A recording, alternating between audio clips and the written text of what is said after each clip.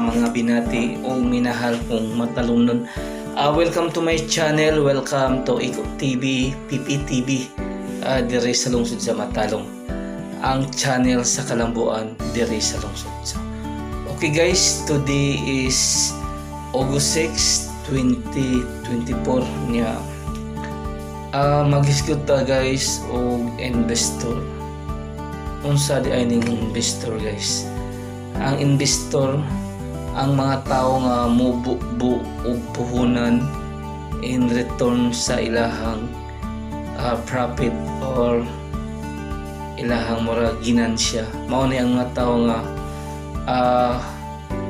mubuo og puhunan, mga dagko nga puhunan di ay siya. Tinan bitaw, gagmay og dagko mao ni murag mo invest sila nya, need po nila return murag profit ba sa ilahang gi-invest nga kwarta nga makita po sa negosyo.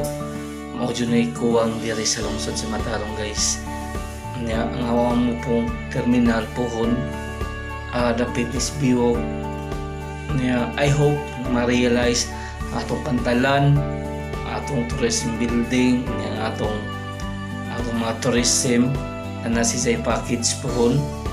I hope matuman niya sa tanang mga negosyante o mga investor nanginahanglan jud ang lungsod sa Matalom o mga dagko nga mga investor.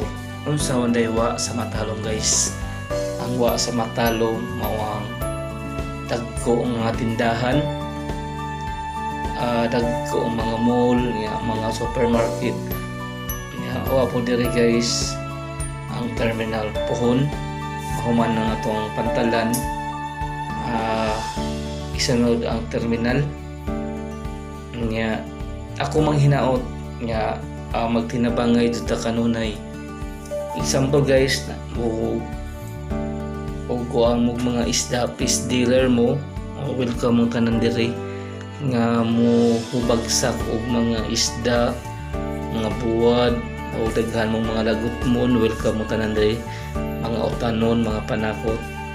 Nanginahanglan jud ang lungsod sa Matalom o mga negosyante. I hope na magtinabangay jud ta kanunay para ma-realize ang atong advokasya, ang pagpadaghan diri sa lungsod sa Matalom.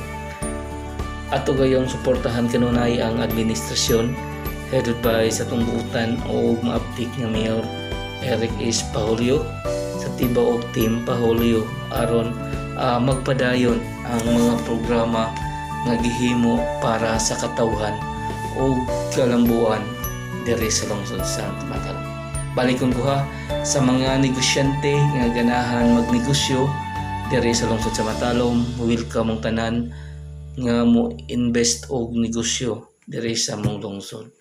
Iko PP tinoray nga mo serbisyo with a purpose alang sa kayuhan sa tanan o kalambuan diri sa lungsod sa Matalom.